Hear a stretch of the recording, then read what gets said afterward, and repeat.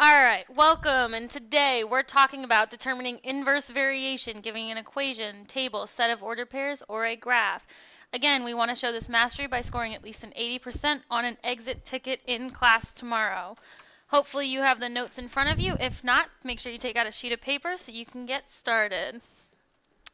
Now, the difference between inverse variation and direct variation. Direct variation describes a linear relationship with two variables. Inverse variation describes another type of relationship. Inverse means the opposite, so as one increases, the other one decreases, the opposite of each other.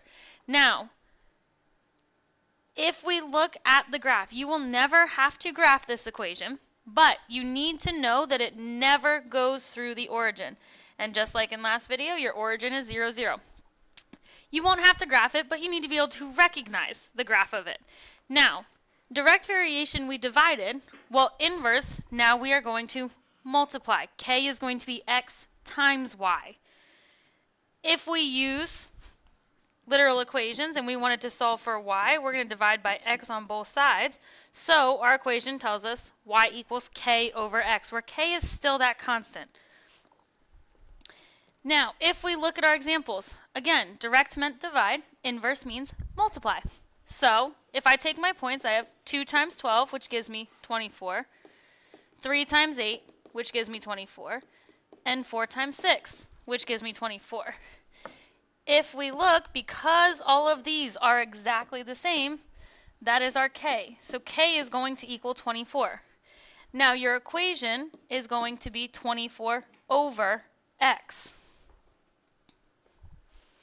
Make sure when you are multiplying, you need to get the exact same numbers. Positives and negatives make a difference. Now, if we look at our second example, we have negative 2 times 18, which gives us negative 36. Negative 4 times 9, which gives us negative 36. And 6 times negative 6, which gives us negative 36. Again, all of our values are exactly the same. So that means k is going to equal negative 36. To write your equation, it's y equals k over x, so we have negative 36 over x. Now, for finding the missing values. Yesterday we had to write proportions because we were dividing. Well, today we're multiplying, so we're going to say 4 times 12 is equal to 3 times y.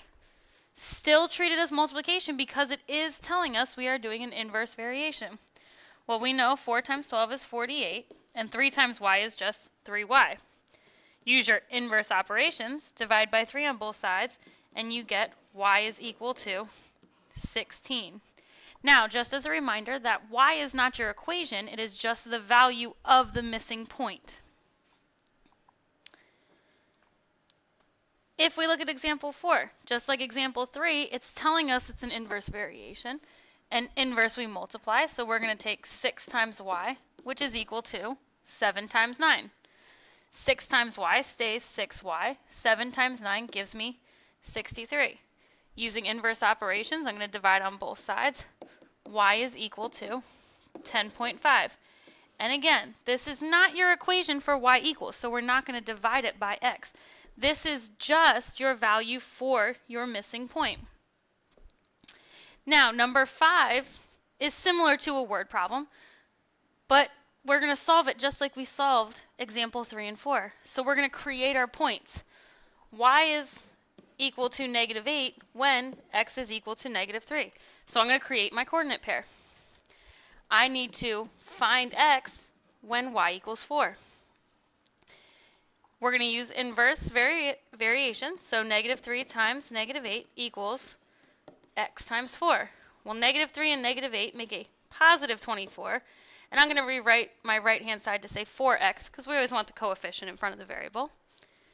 Using my inverse operations, I'm going to divide by 4 and get x is equal to 6.